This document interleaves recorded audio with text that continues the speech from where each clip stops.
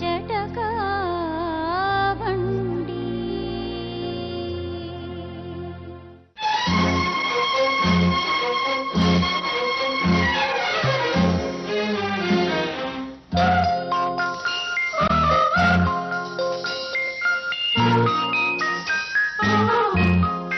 Celebrate ಮಾಡಲಿ, it should be in a right way. Valentine's day celebrate ಮಾಡ್ಬೋದು, there is nothing wrong. ಏನ್ sir ನಿಮ್ಗೆ ಏನ್ ಅನ್ಸುತ್ತೆ ಬಾಬಯ್ಯನವ್ರೆ? ಇದು ಪ್ರೀತಿ ಇದ್ರೆ ತಪ್ಪಿಲ್ಲಮ್ಮ. ಈ ಅಮ್ಮ ಒಂದೇ ಜಾತಿ, ಇದು ಹೆಣ್ಣು, ಇವ್ರು ಗಂಡು. ನಮ್ಮ ಸಮಾಜದಲ್ಲಿ ಈ ಜಾತಿ ಪ್ರಶ್ನೆ ಇದೆಯಲ್ಲ, ಇದು ಭಾರಿ ಕೆಟ್ಟವಾದ್ದು. ಈ ಜಾತಿ ಹೋಗ್ಲೇಬೇಕು ನಮ್ಮ ದೇಶದಲ್ಲಿ. ಅದು ಈ ದೇಶದಲ್ಲಿ ಆ ಜಾತಿ ಹೋಗದೆ ಇದ್ರೆ ಇದು ಲ್ಯಾಡರ್ ಸಮಾಜ ಅಂತೀವಲ್ಲಮ್ಮ, ಒಬ್ರು ಕೆಳಗೆ ಒಬ್ರು ಮೇಲೆ, ಈ ತರ ಬ್ರಾಹ್ಮಣ, ಕ್ಷತ್ರಿಯ, ವೈಶ್ಯ, ಶೂದ್ರ, ಪಂಚಮ, ಇದೆಲ್ಲ ಇದು ನಾಶ ಆಗಬೇಕು. ಅಂದರೆ ಯಾಕಂದರೆ ನಾವು ಪ್ರಜಾಸತ್ತಾತ್ಮಕತೆ ಕಟ್ಟಬೇಕು ಅಂತ ನಮ್ಮ ಸಂವಿಧಾನದಲ್ಲಿನೂ ಹೇಳ್ಕೊಂಡಿದ್ದೀವಿ. ಎರಡೇ ಜಾತಿಗಳಿರೋದು, ಹೆಣ್ಣು ಮಗು. ಅವ್ರಿಗೆ ಇಷ್ಟವಾದರೆ ಅದೇ ಲಗ್ನ, ಅವ್ರಿಗೆ ಇಷ್ಟವಾಗಬೇಕು. ಮತ್ತು ಈ ಅಮ್ಮ ಒಂದು ಸ್ವತಂತ್ರವಾಗಿ ಒಂದು ಕೆಲಸ ಮಾಡಬೇಕು. ಈ ಅಮ್ಮನು ಆರ್ಥಿಕವಾಗಿ ಈತನಿಗೆ ಸಪೋರ್ಟ್ ಮಾಡಬೇಕು, ಮಹೇಶ್ಗೆ.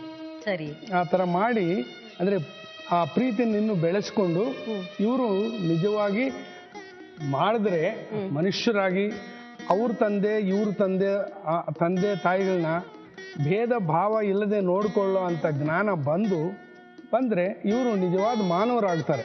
ಅದು ಆಗ್ಬೇಕಾದ ಅವಶ್ಯಕತೆ ಇದೆ ನಮ್ಮ ಸಮಾಜ. ಇದು ತಾತ್ವಿಕವಾದ ವಿಚಾರ ಆಯ್ತು. ಈ ಪ್ರಾಕ್ಟಿಕಲ್ ಪ್ರಾಬ್ಲಮ್ ನ ಹೇಗ್ ಬಗೆಹರಿಸೋದು? ಇವ್ರು ಮದುವೆ ಮಾಡಿಸ್ಬೋದು, ಮಾಡಿಸ್ಬಾರ್ದು? ಮಾಡಿಸ್ಬೇಕಮ್ಮ. Thank you for the judgement. Course, yes. ಯಾಕಂದ್ರೆ ನೀವು ಅಕಸ್ಮಾತ್ ಬೇಡ ಅಂದ್ರೂ ಅವ್ರು ಮದುವೆ ಮಾಡ್ಕೊಂತಾರೆ. ಹೌದು. ಅಂದ್ರೆ ಅವ್ರು ನಿಭಾಯಿಸೋ ಶಕ್ತಿ ಇದೆಯಾ ಇಲ್ವಾ? ನಿಮ್ಗೆ ಏನ್ ಅನ್ಸುತ್ತೆ? ನಿಮ್ಮ ನಿಭಾಯಿಸಬಹುದು ಅಂತಾರೆ. ಏಮ್ಮ ಭಾರಿ ಬುದ್ಧಿವಂತಿಕೆ ಇದೆ. ಮುಂದೆ ಯೋಚನೆ ಮಾಡಿನೇ ಇವರು ಎಲ್ಲಾರ ಬಗ್ಗೆನೂ, ಈ ಕುಟುಂಬದ ಬಗ್ಗೆನೂ ಇವ್ರಿಗೆ ಒಳ್ಳೆ ಅವಗಾಹನೆ ಇದೆ ಯಮ್ಮನಿಗೆ. ಮತ್ತೆ ಯಮ್ಮನಿಗೆ ವರ್ಷ ಎಷ್ಟು ವಯಸ್ಸು ಆಗಿದೆ ಅನ್ನೋದು ಗೊತ್ತಾಗ್ತಾ ಇದೆ. ನಾನು ನೆಕ್ಸ್ಟ್ ಅದೇ ಕೇಳ್ಬೇಕು ಅನ್ಕೊತಾ ಇದ್ದೆ. ಎಷ್ಟಮ್ಮ ವಯಸ್ಸು? 20. ಎಲ್ಲಿದೆ ಸರ್ಟಿಫಿಕೇಟ್? ಇದೆಯಾ? ಮದುವೆ ಆಗ್ತೀನಿ ಅಂತ ಬರುವಾಗ ಅದನ್ನೆಲ್ಲ ಕೈಲಿ ಹಿಡ್ಕೊಂಡು ಬರೋದು. ಎಲ್ರು ಹೊರಡುವಾಗ ಬಟ್ಟೆ ತಗೋತಾರ, ಈ ನಡುವೆ ಏಜ್ ಗ್ರೂಪ್ ತಗೊಂಡು ಹೊರಡ್ತಾರೆ ಮನೆಯಿಂದ ಹೊರಡೋರು. ನಿಮ್ದು 26 ವರ್ಷ ಎಲ್ಲ. ನಿಮ್ಮನ್ನ ನೋಡಿದ್ರೆ ಆ ಮೆಚುರಿಟಿನೂ ಇದೆ. ನೀವು ಆ ಥರದ್ದೇನು ಪುಟ್ಟ ಹುಡುಗ ಅಂತ ಅನ್ಸಲ್ಲ. ಮಹೇಶ್, ಈಗ ಅಪ್ಪ ಅಮ್ಮ ಒಪ್ಪಲ್ಲ, ಅವ್ರ ಅಪ್ಪ ಅಮ್ಮನೂ ಒಪ್ಪಲ್ಲ ಅಂದಮೇಲೆ ಮನೆ ಮಾಡೋಕೆ ವ್ಯವಸ್ಥೆ ಏನು ಮಾಡಿಲ್ಲ? ಮಾಡ್ಬೇಕಲ್ವ? ತಕ್ಷಣ ಅಂತೂ ಆಗಲ್ಲ ಅಲ್ವಾ? ತಕ್ಷಣ ಆಗಲ್ಲ. ಕೆಲಸ ಭದ್ರವಾಗಿದೆಯಾ? ಭದ್ರವಾಗಿದೆ. ಕೆಲಸ ಹೊರಟೋಗುತ್ತೆ ಅಥವಾ ನಾಳೆ ದಿವಸ ಏನು ಆಗ್ಬಿಡುತ್ತೆ, ಆ ಥರದ್ದೇನು ಇಲ್ಲ. ಏನ್ ನಿಮ್ಗೇನು ಅನ್ಸುತ್ತೆ? ಏನಾದ್ರು ಕೂಡಿಟ್ಕೊಂಡಿದ್ದೀರಾ ದುಡ್ಡು? ಏನು ಇಲ್ಲ. ಈಗ ನೀವು ದುಡಿಯೋ ಸಂಬಳವನ್ನ ನಿಮ್ಮ ಮನೆಗೆ ಕೊಡ್ತಾ ಇದ್ರೆ ನಿಮ್ಮ ಮನೆ ಏನಾಗುತ್ತೆ? ಹಾಳಾಗುತ್ತೆ. ನಾನು ಕೊಡ್ತಾ ಇದ್ರೆ ಹಾಳಾಗುತ್ತೆ. ಮತ್ತೆ ಏನ್ ಮಾಡ್ಬೇಕು ಅನ್ಕೊಂಡಿದ್ರಿ? ಅವ್ರನ್ನೂ ನೋಡ್ಬೇಕು, ನಾವು ಚೆನ್ನಾಗಿರ್ಬೇಕು. ಹೇಗ್ ಮಾಡ್ತೀರಿ ಅದನ್ನ? ಮದುವೆ ಆಗ್ಬಿಟ್ಟು ಮನೆಗೆ ಹೋಗ್ಲೇಬೇಕು. ಮದುವೆ ಆದ್ಮೇಲೂ ಮನೆಗೆ ಹೋಗ್ಲೇಬೇಕು. ಯಾಕೆಂದ್ರೆ ನಿಮ್ಮ ದುಡಿಮೆ ಅಗತ್ಯ ನಿಮ್ಮ ಮನೆಗಿದೆ. ಪದ್ಮಾವತಿ, ಹೇಗೆ ಸೀರಿಯಸ್ ಆಗಿ ಕೇಳ್ತಾ ಇದೀನಿ. ನೀವು ಈಗ ಮನೆ ಬಿಟ್ಟು ಬಂದ್ರೆ ನಿಮ್ಮ ಮನೆ ಅಥವಾ ನಿಮ್ಮ ಮನೆಗೆ ಆ ದುಡಿಮೆ, ನಿಮ್ಮ ದುಡಿಮೆ ಹೋಗದೆ ಇದ್ರೆ ಮನೇಲಿ ಕಷ್ಟ ಇರುತ್ತಲ್ಲ? ಕಷ್ಟ ಇರುತ್ತೆ ಮ್ಯಾಮ್. ಅದನ್ನ ನಿಭಾಯಿಸ್ಕೊಂಡು ಹೋಗ್ತಾರ ಅವರು? ನಿಭಾಯಿಸ್ಕೊಂಡು ಹೋಗ್ತಾರೆ. ಇದುವರೆಗೂ ನಾನು ಈ ವೇದಿಕೆಯಲ್ಲಿ ಇಂತಹ ಮದುವೆಗಳು 3 ಮಾಡಿಸಿದ್ದೀನಿ. ಒಂದ್ಸತಿ ಮೆಲುಕು ಹಾಕೊಳ್ಳು, ಎಲ್ರಿಗೂ ಅರ್ಥ ಆಗಲಿ ಅಂತ ಹೇಳ್ತಾ ಇದ್ದೀನಿ. ಜೊತೆಗೆ ನಾನು ಅರ್ಥ ಮಾಡ್ಕೊಳ್ಳೋಕ್ಕೆ ಮತ್ತೊಂದ್ಸತಿ ಯಾತಕ್ಕಾಗಿ ಆ ಮದುವೆಗಳನ್ನ ಮಾಡಿಸ್ದೆ ಅನ್ನೋದನ್ನು ಹೇಳ್ತಾ ಇದ್ದೀನಿ, ಮತ್ತೆ ಹೇಗೆ ಮಾಡಿಸ್ದೆ ಅನ್ನೋದನ್ನು ಹೇಳ್ತಾ ಇದ್ದೀನಿ. ಒಂದು ಮದುವೆ ನಾರ್ತ್ ಕರ್ನಾಟಕದಿಂದ ಬಂದಿದ್ದರು. ಅವರು ಮಾರ್ವಾಡಿ ಹುಡುಗ ಮನೇಲಿ ವಿರೋಧ ಮಾಡ್ತಾ ಇದ್ರು. ಆ ಹುಡುಗಿ ಜೊತೆಲಿ ಕೆಲಸ ಮಾಡ್ತಾ ಇದ್ರು ಹುಡುಗಿ, ಅವರಿಬ್ಬರು ಒಟ್ಟಿಗೆ ಕೆಲಸ ಮಾಡ್ತಾ ಇದ್ರು. ಆ ಹುಡುಗನ ಮನೇಲಿ ವಿರೋಧ ಮಾಡ್ತಾ ಇದ್ರು. ಹಾಗಾಗಿ ಇಲ್ಲಿ ಬಂದು ಮದುವೆ ಆದ್ರು. ಇಲ್ಲಿ ಬಂದು ಯಾತಕ್ಕಾಗಿ ಮದುವೆ ಆದ್ರು ಅಂದ್ರೆ ಈ ಹಿಂದೆನೆ ಮದುವೆ ಆಗ್ಬಿಟ್ಟಿದ್ರು ಅವರು.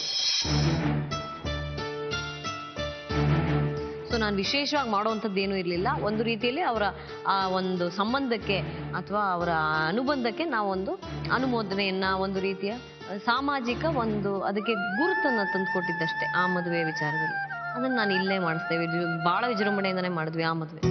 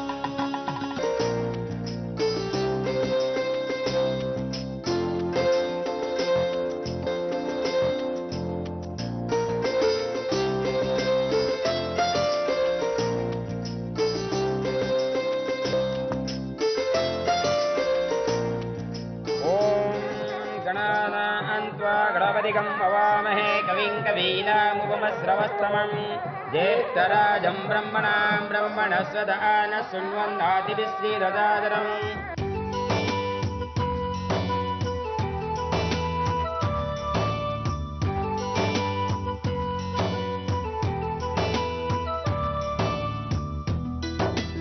मांगल्य तट्टे कोडि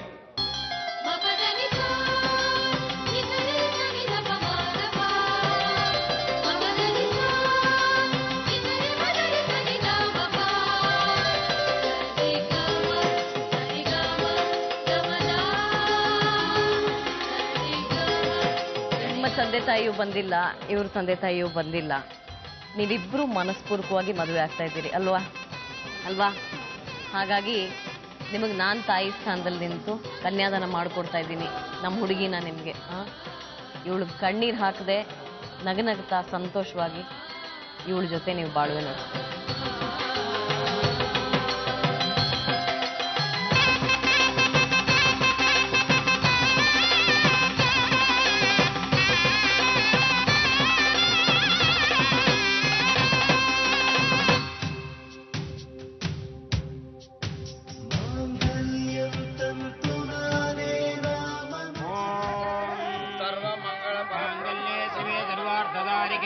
शरण्ये त्र्यंबके देवी नारायण नमोस्तुते सर्वमंगलमांगल्ये शिवे सर्वार्थसाधिके शरण्ये त्र्यंबके देवी नारायण नमोस्तुते मांगल्यं तन्तुनानेन मम जीवनहेतुना कंठे बध्नामि शुभदे